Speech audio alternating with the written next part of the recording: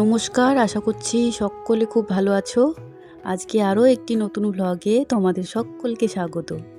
আজকে বুধবার, সকাল এখন 8:30। ঘুম থেকে উঠে ফ্রেশ হয়ে ব্রাশ করে এক গ্লাস জল খেয়ে নিয়েছি। এবার বাসি কাজকর্ম করতে শুরু করে দিয়েছি। সবার প্রথমে ঘরটা ঝাড়ু দিয়ে নিচ্ছি, তারপর আস্তে আস্তে করে সমস্ত কাজবাজ করব। আসলে প্রত্যেক দিন তো রাত্রিবেলা সেলাই কাজ করা হয়, তার জন্য সকালবেলা যখন ঘরটা ঝাড়ু দিই এই কাপড়ের টুকরোগুলো বের হয়। তবু তো আজকে দেখতে পাচ্ছ অল্প একটু কাপড়ের টুকরো বের হলো। তবে কিন্তু যেদিন ব্লাউজ বানাই, ধরো যেদিন 2টো ব্লাউজ বানালাম বা 2টো ব্লাউজ কাটিং করলাম, সেদিন কিন্তু প্রচুর কাপড়ের টুকরো বের হয়। রাত্রিবেলা সেলাই কাজ শেষ হওয়ার পর আমি ঝাড়ু দিয়ে কাপড়ের টুকরোগুলো এক সাইডে রেখে দিই, তার কারণ রাত্রিবেলা তো ঘর থেকে কোনো কিছু ফেলা যায় না, তো সেই কারণে।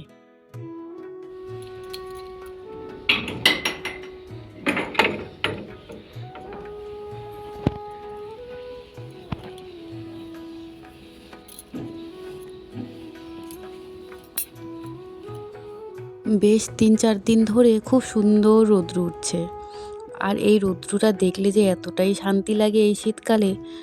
কয়েকদিন আগে যা পরিমাণে ঠান্ডা পড়েছিল, সারাটা দিন কুয়াশায় ঢেকে রাখতো, সারাটা দিন সোয়েটার পরে থাকতে হতো। তবে 3-4 দিন ধরে খুব সুন্দর রৌদ্র উঠে যাচ্ছে, সকাল 7টা 7:30 বাজলেই কিন্তু খুব সুন্দরভাবে রৌদ্র উঠে যাচ্ছে। আর এই কয়েকদিন কুয়াশাটাও দেখা যাচ্ছে না, সকালবেলাও তেমন একটা কুয়াশা পড়ে না, আর রাত্রিবেলাও কুয়াশাটা কিন্তু খুব বেশি একটা যে পড়ে তাও কিন্তু না। আর তার জন্য এখন ঠান্ডাটা অনেকটাই কম লাগছে। আর এখন আর সারাদিন সোয়েটার একদমই পরতে হয় না। আমি তো সকালবেলা সোয়েটারটা একদমই পরি না এখন এই কয়েকদিন ধরে, কিন্তু রাত্রিবেলা সোয়েটারটা পরতে হয়, তার কারণ রাত্রিবেলা তো আমি সেলাই কাজ টাজ করি। তো যাই হোক, ঘরটা ঝাড়ু দিয়ে নিয়েছি, তারপর যত জামা কাপড় এলোমেলো হয়েছিল সব জামা কাপড়গুলো গুছিয়ে নিয়েছি। এদিকে এখন গ্যাস ওভেনটা মুছে দিচ্ছি। সেদিন যে বড় একটা কৌটা কিনলাম, ওই কৌটাটা আজকে ভালোভাবে ধুয়ে নিয়েছি। তো এখন রোদ্রে দিয়ে রাখবো, জলটা তাহলে ঝরে যাবে। সংসারের জন্য কোনো একটা জিনিস কিনলে মনটা একদম ছটফট করতে থাকে, কতক্ষণে এই জিনিসটা আমি ব্যবহার করতে পারবো, কতক্ষণে আমি এই জিনিসটাতে কিছু রাখতে পারবো। তাই আজকে কৌটাটা ভালোভাবে ধুয়ে দিলাম। কালকে ওকে বলবো যে একটু বেশি করে মুড়ি নিয়ে আসবে, যাতে আমি এটাতে রাখতে পারি।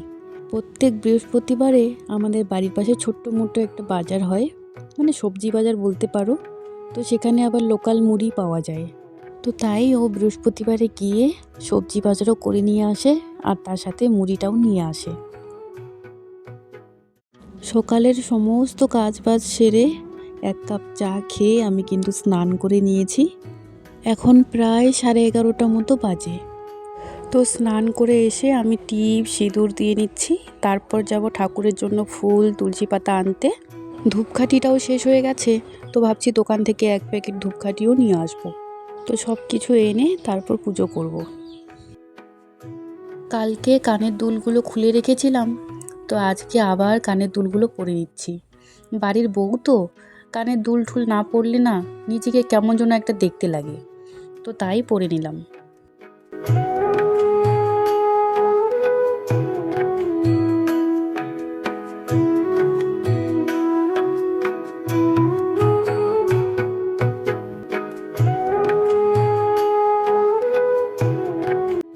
পুজো হয়ে গেছে, পুজো করেই আমি ভাবলাম যে রান্নাবান্না বসাবো, তবে কয়েকজন কাস্টমার চলে এসেছিল, তো তাই একটু দেরি হয়ে গেল। এখন প্রায় 1টা বাজে জানো তো। তো এখন রান্নাবান্না বসিয়ে দেব। তবে কাস্টমারকে আমি বলেছিলাম দাঁড়াও একটু ভাতটা বসিয়ে দিই, তারপর দেখছি যে তোমরা কি সেলাই করবে। তো ভাতটা বসিয়ে দিয়েছিলাম, ভাতটা হয়ে গেছে। আর এইদিকে এখন মাংসটা বসিয়ে দেব। ও সকালবেলা গিয়ে মাংস নিয়ে এসেছিল। আজকে ভাবছি মাংসতে বাটা মশলা দেব না, আজকে ও চিকেন কারি একটা মশলা নিয়ে এসেছে, তো সেই মশলাটা দিয়েই আজকে মাংসটা রান্না করব। তো তার জন্য একটু পেঁয়াজ কুচিটা বেশি করে দিয়েছি, সাথে একটু জিরে ফোড়ন, কয়েকটা কাঁচা লঙ্কা এইসব দিলাম ফোড়নে। তো এবার মাংসটা দিয়ে দিচ্ছি। আর আজকে কিন্তু মাংসতে আলু দেব না, আজকে মাংসটা রান্না করব টমেটো দিয়ে। আজকে তো পৌষ সংক্রান্তি, তো আজকে তো প্রত্যেকটা বাঙালির বাড়িতে পিঠে হবে। তবে আমাদের এই জায়গাটায় না জানি না কেন পিঠে পুলিটা একদমই কারো বাড়িতে বানাতেও দেখি না, আর খাওয়া তো দূরে থাক। এখানে শুধুমাত্র এক রকমেরই পিঠা বানাতে দেখি, সেটা হচ্ছে ভাপা পিঠে। তো ভাপা পিঠে আমাদের বাঙালিদের মধ্যে যেইভাবে বানায়, ভেতরটায় গুড় দিয়ে নারকেল দিয়ে, সেইভাবে কিন্তু আবার বানায় না। এখানে দেখি শুধু চালের গুঁড়ি দিয়ে ভাপা পিঠে বানিয়ে নেয়, ভেতরটায় কোনো কিছুই দেয় না। মানে এখানে কারো বাড়িতে আমি এখনও পর্যন্ত বানাতে দেখিনি, তবে এখানে কয়েকটা দোকানে এগুলো বিক্রি করে আর কি, ভাপা পিঠে। ওই 5 টাকা করে হয়তো পিস। তো খেয়েছি আমি 1-2 বার, তবে একদমই ভালো লাগে না খেতে। আমাদের বাঙালিদের মধ্যে যেরকম ভাপা পিঠেটা বানায়, ভেতরটায় নারকেল দেয়, ভেতরটায় অনেকটা করে গুড় দেওয়া থাকে, আর খেতেও কিন্তু অপূর্ব সুন্দর লাগে, তাই না? দেখতেও যেমন সুন্দর হয় ভাপা পিঠেটা, আর খেতেও অপূর্ব স্বাদ। তো শুধু ভাপা পিঠে যে বানায় তা তো নয়, আমাদের বাঙালিদের মধ্যে তো কত কী যে পিঠে হয় তার কোনো হিসেব নেই। পাটি সাপটা থেকে শুরু করে, দুধ পুলি থেকে শুরু করে, কুলি পিঠা থেকে শুরু করে, মালপোয়া, আরও কত কী যে পিঠে হয় তার কোনো ঠিক নেই। আমার বাবার বাড়িতেও অনেক রকমের পিঠে হয় প্রত্যেক বছরই, আর সবটাই মা নিজের হাতেই বানায়। এই বছরেও মা অনেক রকমের পিঠে বানাচ্ছে, আর কতবার যে আমাদেরকে ফোন করে নেমন্তন্ন করলো, কিন্তু সংক্রান্তিতে কোনো বছরেই আমি বাবার বাড়িতে যেতে পারি না। তো এই যে চিকেন কারি মশলা, এটা এখন মাংসতে দিয়ে দিচ্ছি। একটা টমেটোও আমি কেটে দিয়ে দিয়েছি মাংসতে, আর একটুখানি রসুন আমি হামনদিস্তায় থেতো করে নিয়েছিলাম, তো ওটাও আমি দিয়ে দিয়েছি। মাংসটা কষানো হয়ে গেছে, এবার ঝোলের জন্য জল দিয়ে কিছুক্ষণ ঢেকে রাখবো।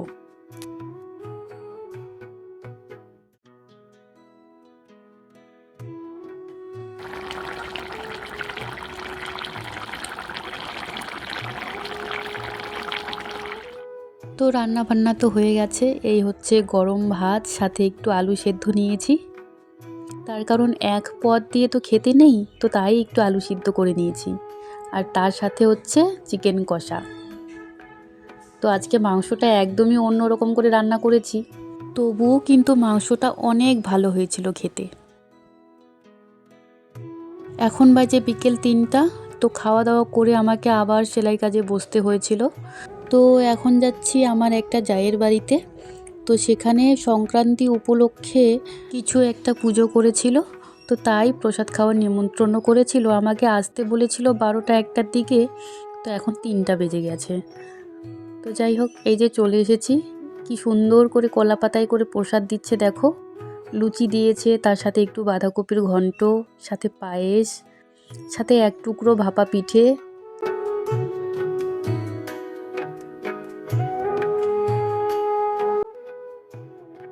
কলা পাতায় খাওয়ার স্বাদ যে কতটা, সেটা আমরা সবাই জানি। সেটা যদি হয় ঠাকুরের প্রসাদ, তাহলে তো আর কোনো কথাই নেই, তাই তো? কী যে ভালো লাগছিল কলা পাতায় এইভাবে ঠাকুরের প্রসাদ খেতে, সেটা আমি বলেও বোঝাতে পারবো না। ওখান থেকে এইমাত্র প্রসাদ খেয়ে আসলাম। তো আমার কাস্টমার চলে এসেছিলো 3-4 জন। তো ব্লাউজের মানে কি বলবো, ব্লাউজ বানাতে দিয়ে গেল। তো আমি তো ওখানেই ছিলাম, খাওয়া দাওয়া করে একটু বসেছিলাম। ওরা মানে ওই লুচি টুচিগুলো ভাজছিল, তো ওখানে একটু বসেছিলাম। তো আমার যা গিয়ে মানে বললো যে দিদি তোমার কাস্টমার এসেছে। তো ছুটে চলে আসতে হলো ওখান থেকে। তো ব্লাউজ বানাতে দিয়ে গেছে, তোমাদেরকে দেখাচ্ছি। শুধু ব্লাউজ না, 3-4 জন এসেছিলো, তো তো ওই নাইটিও দিয়ে গেছে, মানে ফিটিং করাতে আর কি। তো চলো শাড়িটা তোমাদেরকে দেখাই। ব্লাউজটা কিন্তু ওই মানে রোববারেই নিতে আসবে, আজকে বুধবার। তো কালকে আমাকে লাইলিং কাপড় আনাতে হবে ওর দ্বারা, ওকে পাঠিয়ে দেব। কালকে তো আবার বৃহস্পতিবার, মানে বৃহস্পতিবারে তো আবার বন্ধ থাকে আমাদের হ্যামিল্টন বাজারটা, প্রত্যেক বৃহস্পতিবারে বন্ধ থাকে। তো আমি তো আবার রোববারের সময় মানে টাইম দিয়ে দিলাম যে রোববারে নিতে আসবে। মানে বলেছে এইভাবে যে সোমবারে নাকি মানে বিয়ে বাড়িতে পড়ে যাবে আর কি। হয়ে যাবে তাও যদি শুক্রবারে নিয়ে আসি। শুক্রবার রাত্রিবেলাই আমি কমপ্লিট করে নিতে পারবো। 3 ঘন্টা, মানে 3 ঘন্টা মতো সময় লাগে একটা ব্লাউজ পুরো কমপ্লিট করতে আর কি। তো চলো তোমাদেরকে দেখাই। তো এই যে শাড়িটা, এই শাড়িটা মানে দিয়ে গেছে, মানে এটাতে ব্লাউজ পিস আছে আর কি। তো ব্লাউজ পিস মানে কেটে বের করতে হবে।